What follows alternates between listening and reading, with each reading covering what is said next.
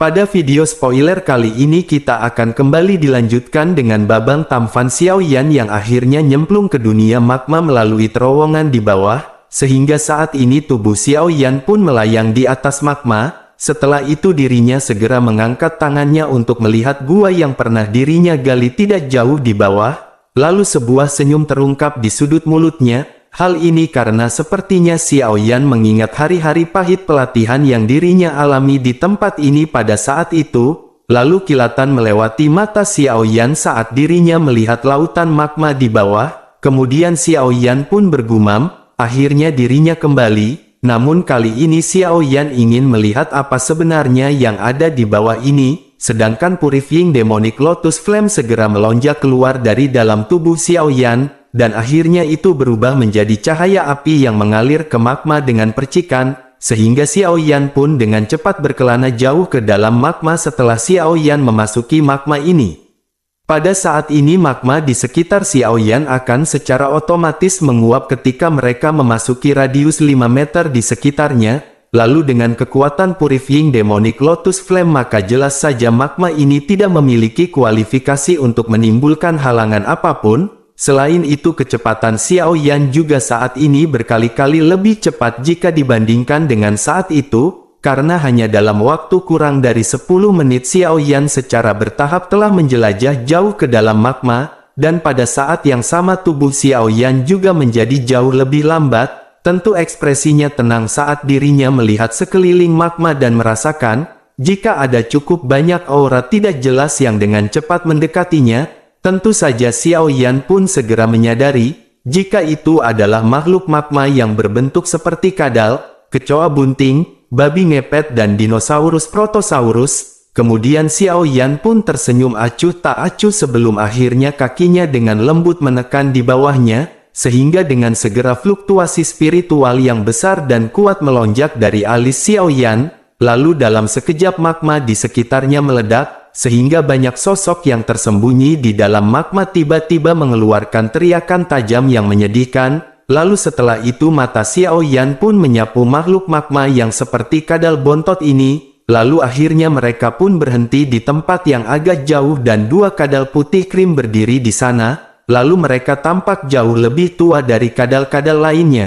Dan hal yang paling mengejutkan adalah kekuatan dua kadal ini benar-benar telah mencapai kelas Ban Sheng.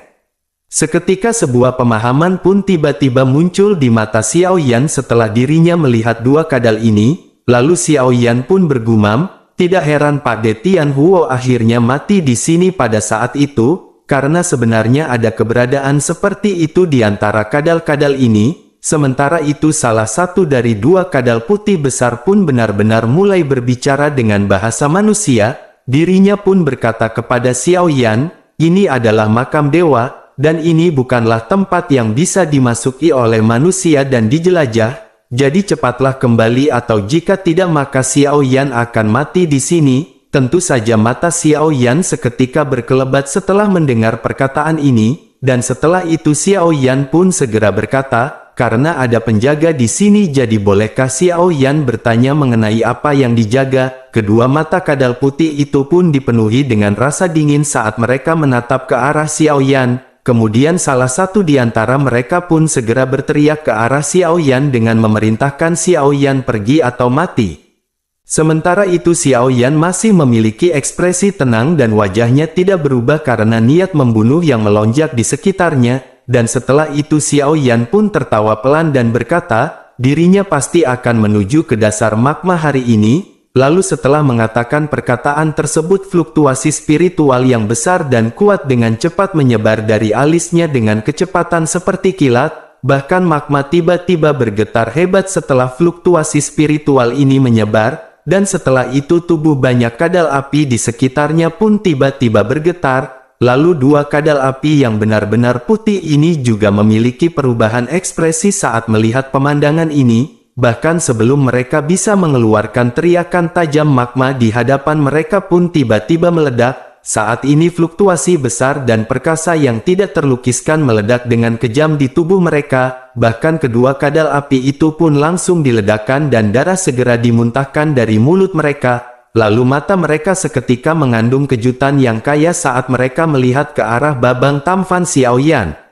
Sementara itu Xiaoyan memiliki ekspresi tegas dan suaranya yang seperti guntur segera meledak ketika dirinya memerintahkan mereka untuk menyingkir, lalu fluktuasi spiritual yang besar dan kuat tersembunyi dalam teriakan Xiaoyan saat itu menyebar dengan keras, dan bersamaan dengan itu kadal yang tidak terhitung jumlahnya di sekitar Xiaoyan pun dikirim terbang menjauh, lalu setelah itu Xiaoyan pun lanjut melesat ke kedalaman magma. Sedangkan kadal api yang tampak garang itu juga telah mundur sangat jauh dengan wajah terkejut, bahkan dua kadal api ini hanya mampu menelan darah manis di mulut mereka dan meraung dengan suara serak. Tentu kadal tersebut juga berteriak mereka yang berani menerobos masuk ke makam dewa akan menderita hukuman surgawi. Sementara itu Xiaoyan hanya tersenyum tipis menghadapi ancaman seperti itu, dan hati Xiaoyan juga mulai merasa yakin bahwa ada sesuatu yang ada di dasar magma. Tentu saja makam dewa yang dibicarakan makhluk-makhluk ini kemungkinan besar adalah rumah dewa kuno Toshi yang menjual peralatan rumah tangga. Lalu singkat cerita tanpa halangan dari makhluk apapun kecepatan Xiaoyan juga meningkat pesat. Lalu setelah lama menyelam dan tidak menemukan dasar dari magma, Xiaoyan pun merasakan perubahan dari lingkungan di sekitarnya, sehingga mata Xiaoyan pun mulai berkedip cepat dan kehati-hatian di matanya secara bertahap menjadi lebih padat ketika peringatan tiba-tiba melonjak ke dalam hatinya. Saat ini Xiaoyan pun segera menghentikan tubuhnya dan turun dengan cepat, lalu magma di sekitar Xiaoyan bergetar dan meledak saat Xiaoyan berhenti dengan cepat. Kemudian matanya langsung menatap ke depan, dan dari persepsi spiritualnya tempat ini sepertinya adalah akhir dari magma. Namun saat ini Xiaoyan hanya bisa melihat magma yang tidak berujung. Lalu setelah itu Xiaoyan pun tiba-tiba mengulurkan tangannya dan Purifying Demonic Lotus Flame melonjak di atasnya. Setelah itu dengan lembut menyentuh magma di hadapannya, sehingga magma pun mulai berfluktuasi saat tangan Xiaoyan menyentuh magma. Setelah itu tangannya langsung menghilang seolah-olah dirinya telah menyentuh batas alam lain. Saat ini Xiaoyan yang menyaksikan adegan ini tanpa sadar menghirup udara sejuk dan bergumam, ini adalah sebuah alam tersembunyi dari dasar magma, dan dewa kuno Toshi ini benar-benar sesuai dengan reputasinya. Seketika kegembiraan liar pun segera melompat di dalam mata gelap hitam Xiaoyan. Namun Xiaoyan ragu-ragu sejenak sebelum akhirnya dirinya segera tiba-tiba melangkah maju. Saat ini Xiaoyan pun langsung melangkah ke ranah di bagian bawah magma. Kemudian mata Xiaoyan pun perlahan menyapu tempat tersebut yang benar-benar kosong. Namun tidak ada yang aneh dan Xiaoyan sedikit mengerutkan keningnya saat tubuhnya maju dengan hati-hati. Dan setelah agak lama Xiaoyan pun melihat gugusan cahaya. Sehingga Xiaoyan pun segera menyadari bahwa itu adalah pintu batu yang berukuran 100.000 meter, lalu ada alun-alun besar yang terletak di depan pintu batu tersebut. Kemudian mata Xiaoyan pun menyapu pintu batu sebelum akhirnya berhenti di puncak pintu. Pada saat ini tiga kata kuno hadir di sana dan mata Xiaoyan tiba-tiba menyusut ketika mereka melayang ke arah kata-kata tersebut. Bahkan jantung Xiaoyan mulai berdebar liar ketika dirinya menyadari, jika itu bertuliskan rumah dewa kuno. Seketika senyum di sudut mulut Xiaoyan pun tiba-tiba melebar saat dirinya melihat tiga kata kuno ini, lalu Xiaoyan pun bergumam, akhirnya dirinya menemukannya. Seketika senyum di sudut mulut Xiaoyan hanya berlangsung sesaat sebelum akhirnya rasa dingin tiba-tiba muncul di hati Xiaoyan. Dan hal ini seolah-olah ada sesuatu yang telah mengamatinya. Tentu saja perasaan ini menyebabkan ekspresi Xiaoyan secara bertahap menjadi serius. Kemudian mata Xiaoyan menyapu sekelilingnya akan tetapi dirinya tidak menemukan apapun. Namun sesaat kemudian matanya menyipit dan dirinya perlahan menundukkan kepalanya.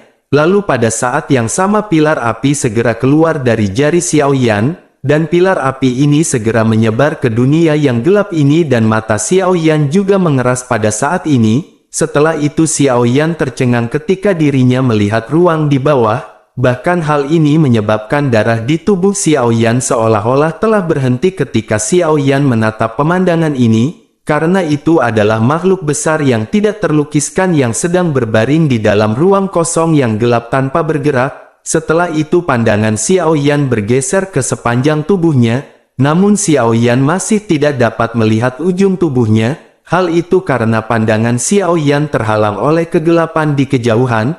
Lalu makhluk misterius ini berwarna ungu emas dengan sisik sedingin es yang menutupi tubuhnya. Dan ini adalah pertama kalinya Xiao Yan melihat tubuh sebesar ini setelah bertahun-tahun. Apalagi siapa yang akan membayangkan bahwa sebenarnya ada makhluk mengerikan yang ada di dalam ruang yang sunyi ini. Bahkan tenggorokan Xiao Yan pun berguling tanpa sadar. Lalu jejak keringat dingin bahkan muncul di dahi Xiao Yan ketika dirinya dengan hati-hati mengamati makhluk besar yang duduk di bawah. Bahkan dengan penglihatan Xiao Yan dirinya tidak bisa menebak makhluk macam apa itu. Namun karena Xiao Yan sudah mengetahui lokasi dari gua tersebut, akhirnya Xiao Yan pun memutuskan untuk mundur. Sedangkan jiwa keadaan di Xiao Yan memungkinkan Xiao Yan mendeteksi jejak aura berbahaya dari makhluk tersebut. Tentu saja aura semacam ini tidak kalah dengan Hun Tiandi ataupun Gu Yuan. Setelah itu Xiao Yan pun bergumam, dirinya tidak boleh tinggal di tempat ini, sehingga tindakan yang paling tepat adalah mengumpulkan orang-orangnya dan meminta Gu Yuan menemani Xiao Yan untuk menyelidiki istana dewa kuno ini. Setelah itu tubuh Xiao Yan pun perlahan mundur saat pikiran ini melintas di hatinya. Namun ketika dirinya baru saja mundur 10 langkah, justru tiba-tiba dirinya merasakan bahwa tubuh makhluk besar di bawah ini sedikit bergetar. Sehingga kecepatan mundur Xiao Yan pun tiba-tiba melonjak saat dirinya merasakan hal ini. Lalu sepasang mata besar di dalam ruang kosong yang gelap yang telah lama tertutup tiba-tiba terbuka ketika Xiao Yan mulai mundur. Dan sepasang mata ini memiliki kemerahan samar di dalamnya dengan aura yang sungguh menakutkan. Bahkan sepasang mata ini benar-benar lebih besar berkali-kali daripada Xiao Yan. Lalu sepasang mata ini juga terkunci kepada Xiao Yan saat mereka terbuka, dan pada saat yang sama tekanan yang sangat menakutkan langsung menyelimuti tubuh Xiao Yan, sehingga menyebabkan kecepatan mundurnya tiba-tiba melambat. Tentu saja ekspresi Xiao Yan pun berubah setelah tekanan mengerikan itu menyelimuti tubuhnya. Kemudian Xiao Yan pun segera mengaktifkan jiwa keadaan dinya, sehingga ruang tiba-tiba bergetar saat kekuatan spiritual Xiao Yan melonjak. Lalu sebuah suara yang bahkan menyebabkan ruang bergetar pun tiba-tiba terdengar. Sosok tersebut berteriak, "Apakah perampok makam ini membawa batu giok kuno?" Sementara itu Xiao Yan pun mengepalkan tinjunya ketika dirinya melihat sepasang mata yang menatap ke arahnya. Dan setelah itu Xiao Yan menangkupkan kedua tangannya ke arah mata dan berbicara dengan suara yang dalam. Xiao Yan berkata, dirinya tidak sengaja menerobos masuk ke tempat ini, jadi mohon dimaafkan jika Xiao Yan telah mengganggunya dan Xiao Yan akan segera mundur. Namun sebelum itu bolehkah pinjam dulu 100 untuk bayar hutang Bude Yanti? Lalu sebuah suara segera terdengar ketika makhluk tersebut bertanya, ternyata tidak ada batu giok kuno, dan dengan segera setelah itu Xiao Yan tampaknya telah melihat kekecewaan dan niat membunuh yang sedingin es. Tentu saja ekspresi Xiao Yan pun berubah drastis setelah mendeteksi emosi ini, sedangkan Purifying Demonic Lotus Flame pun segera menutupi tubuh Xiao Yan dan sepasang sayap tulang memanjang dari punggungnya. Lalu setelah itu Xiao Yan pun buru-buru mundur melarikan diri. Kemudian suara acuh tak acuh sekali lagi terdengar ketika sosok tersebut memerintahkan Xiao Yan untuk tetap tinggal, jika Xiao Yan tidak memiliki batu giok kuno. Dan bersamaan dengan teriakan tersebut seluruh ruang pun tiba-tiba bergetar, lalu pilar cahaya ungu emas terang segera menerobos kegelapan,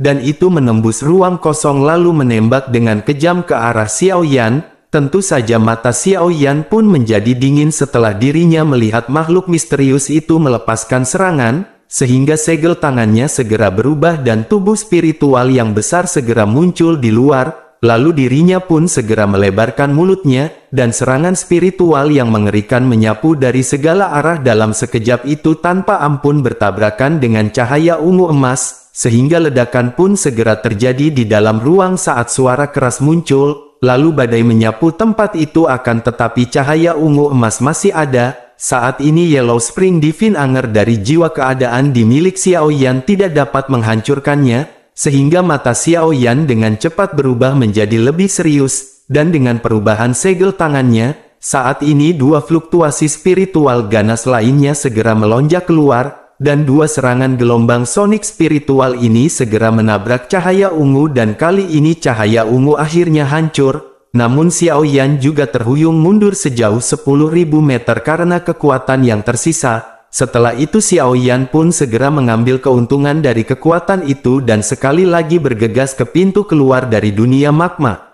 Namun bersamaan dengan itu angin tajam lainnya tiba-tiba melonjak dari belakang Xiao Yan, sehingga sudut mata Xiao Yan bergeser dan dirinya melihat cahaya ungu emas yang melintas, dan itu benar-benar berubah menjadi segel cahaya misterius. Lalu setelah itu dirinya menghantam Xiao Yan dengan marah. Tentu saja ekspresi Xiao Yan pun sekali lagi berubah saat dirinya merasakan kekuatan mengerikan yang terkandung dari dalam segel cahaya, sehingga Xiao Yan pun mengepalkan tinjunya dan 6 teratai api pemusnahan dua warna segera terbentuk, lalu setelah itu dirinya melemparkan mereka ke belakangnya tanpa menoleh, dan teratai api pemusnahan pun seketika meledak di segel cahaya. Lalu gelombang api bergejolak namun dirinya tidak menyebabkan segel cahaya bergetar, dan dengan segera seberkas cahaya tiba-tiba melesat keluar dari dalam segel cahaya dan menuju ke arah Xiao Yan dengan kecepatan seperti kilat.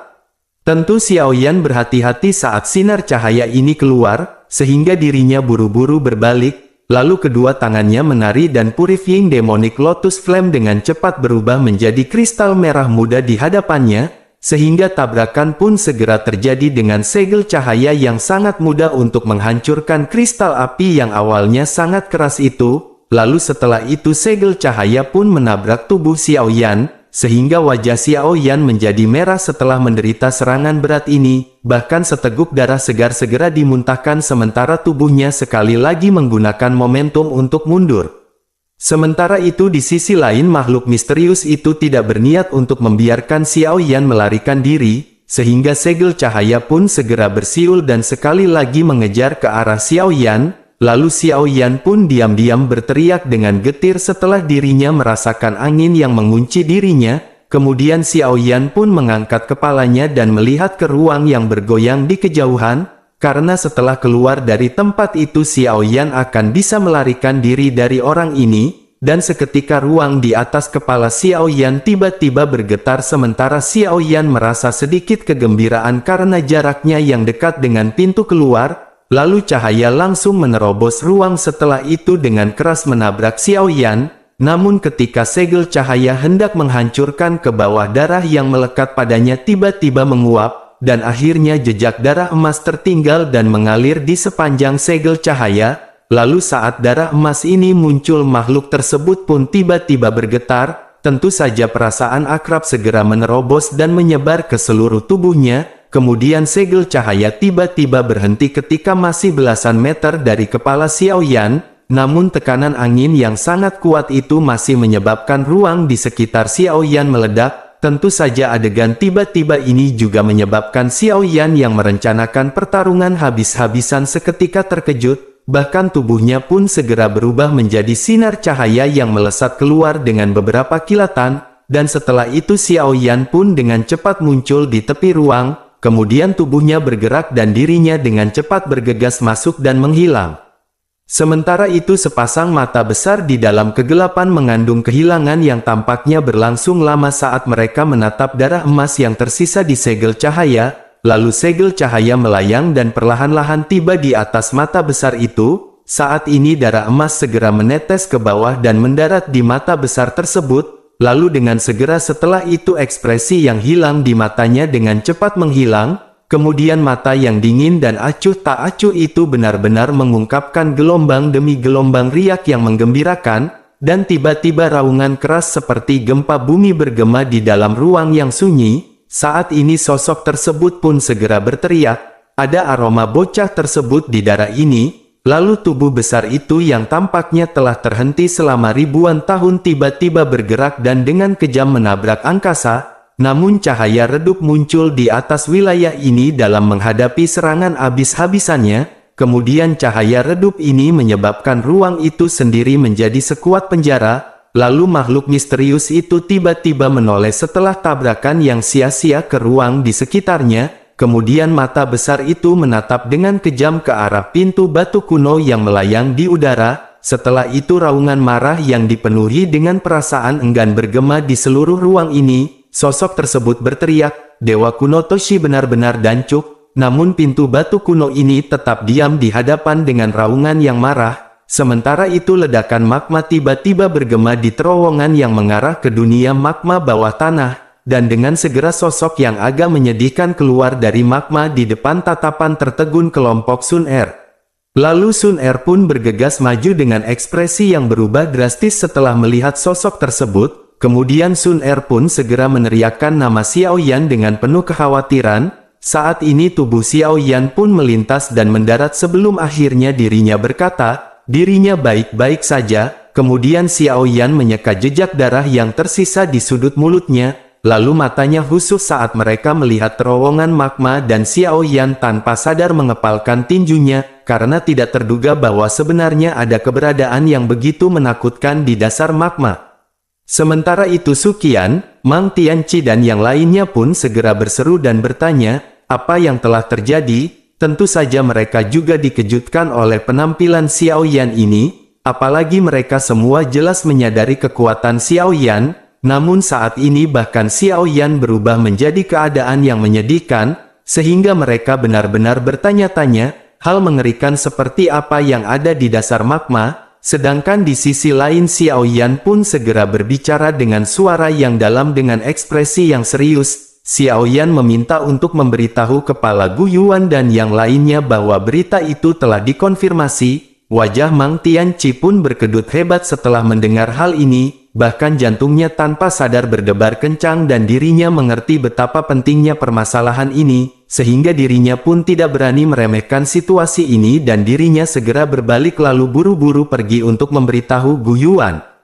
Sementara itu Tante Kailin pun sedikit terkejut saat dirinya melihat terowongan magma dan bertanya, apakah rumah Dewa kuno Toshi benar-benar terletak di dasar magma? Karena mau bagaimanapun juga dirinya telah tinggal di dalamnya selama beberapa waktu saat dirinya bermain dokter-dokteran. Kemudian Xiao Yan pun mengangguk dan segera memberikan ringkasan tentang apa yang terjadi di dasar magma. Tentu saja Ayang Sun Er dan yang lainnya tanpa sadar mengalami perubahan ekspresi yang drastis setelah mereka mendengar, jika ada makhluk misterius yang sebanding dengan Gu Yuan dan Hun Tiandi. Kemudian Xiao Yan pun tertawa pahit dan sedikit bersukacita saat dirinya berbicara. Untungnya makhluk misterius itu tampaknya tidak bisa meninggalkan alam itu, karena jika tidak maka kemungkinan besar akan ada permasalahan besar hari ini, dan berdasarkan kekuatan yang ditunjukkan oleh sosok besar itu, maka kemungkinan tidak ada orang yang hadir yang dapat menaklukkannya jika mereka menyerang. Dan saat ini yang terbaik selanjutnya mereka harus menunggu pasukan aliansi tiba. Lalu jika mereka membiarkan klan Hun berhasil kali ini, maka kemungkinan tidak akan ada lagi kesempatan bagi mereka untuk membalikkan keadaan.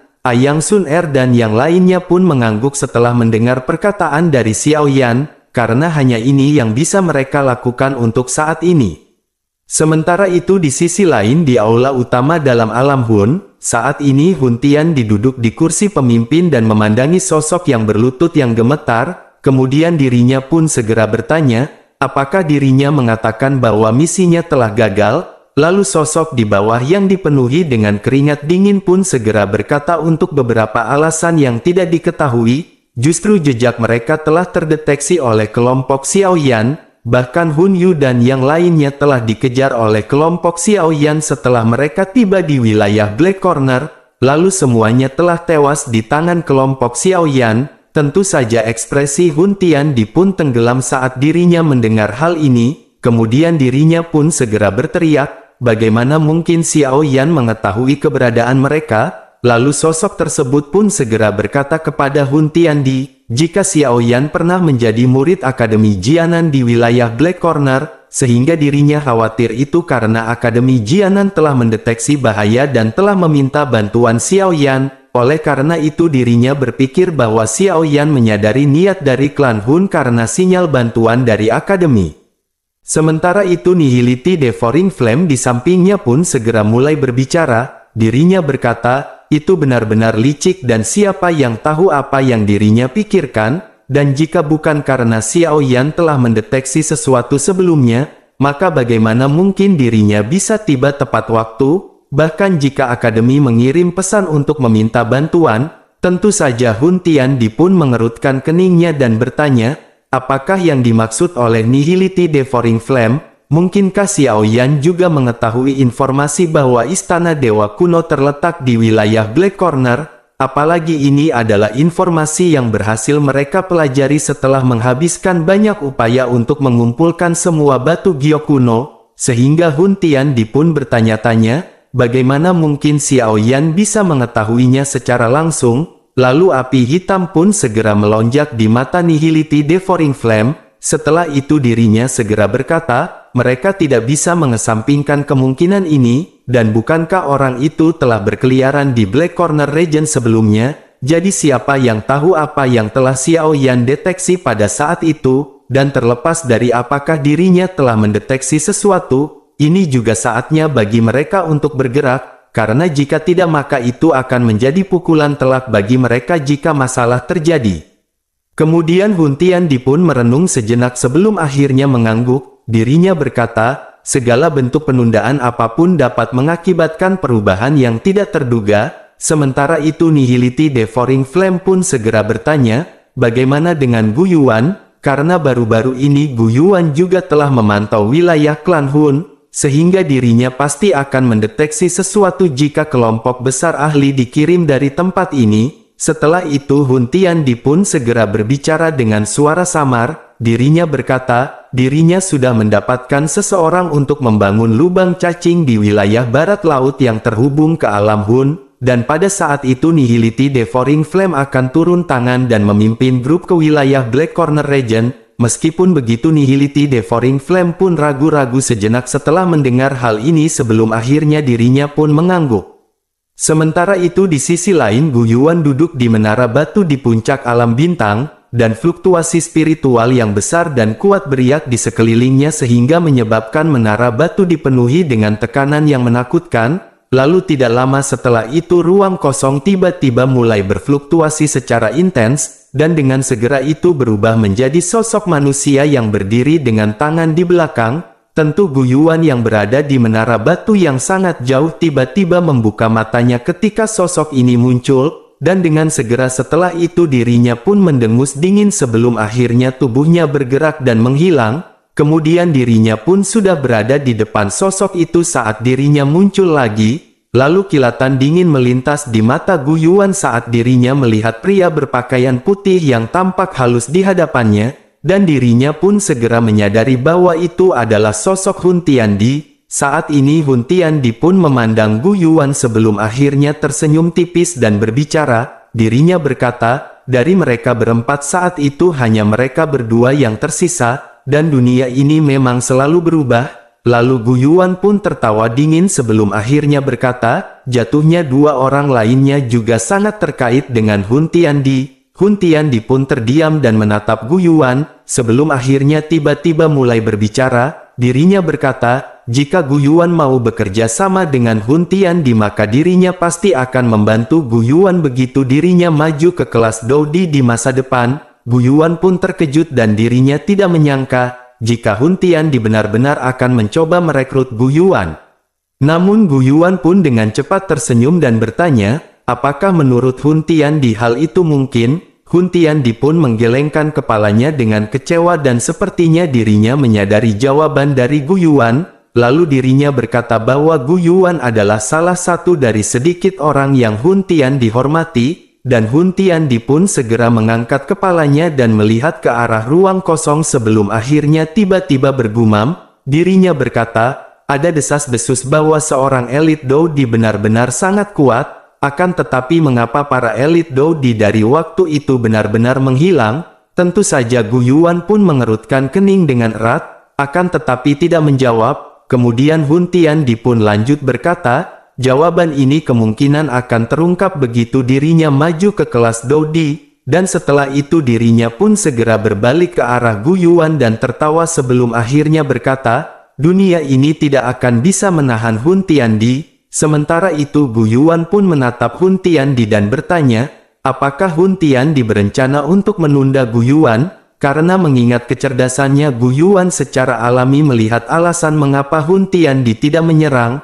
Oleh karena itu jelas terlihat bahwa Hun Tiandi hanya memiliki satu niat, yaitu menahan mereka. Lalu Hun Tiandi pun hanya tertawa setelah mendengar hal ini sebelum akhirnya menatap kembali ke arah ruang kosong. Kemudian dirinya pun segera berkata, sudah waktunya. Gu Yuan pun menyipitkan matanya dan berkata, rumah dewa kuno ada di wilayah Black Corner Region. Seketika senyum di wajah Hun Tiandi pun menegang ketika kata-kata ini diucapkan. Hun Tiandi pun segera berkata, apakah Gu Yuan juga telah menyadarinya? Gu Yuan pun tertawa dan berkata, sepertinya surga saat ini tidak membantu Hun Tiandi. Sementara itu Hun Tiandi pun merentangkan tangannya dan berkata, mereka akan segera mencari tahu siapa yang akan kalah. Hun Tiandi pun segera menatap tajam ke arah Gu Yuan dan bertanya, apakah informasi itu karena Xiao Yan? Lalu dirinya secara alami bertanya tentang mengapa Gu Yuan mengetahui lokasi istana dewa kuno. Gu Yuan pun hanya tersenyum dan dirinya tidak mengakui ataupun menyangkalnya.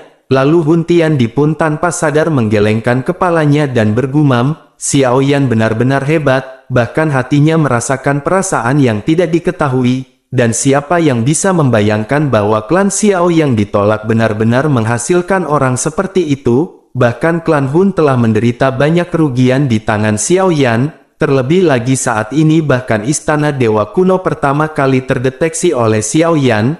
Lalu tidak lama setelah itu ruang di sekitar Hun Tiandi pun perlahan terdistorsi. Kemudian dirinya pun segera berkata kepada Gu Yuan, yang terbaik saat ini mereka pergi ke Black Corner Region dan melihat apa yang akan terjadi. Setelah perkataan tersebut terlontar tubuhnya pun perlahan menghilang. Sementara itu kilatan dingin melintas di mata Gu Yuan saat dirinya melihat Hun Tiandi yang menghilang. Setelah itu tubuhnya melintas dan dirinya langsung muncul di dalam ruang pertemuan di dalam alam bintang.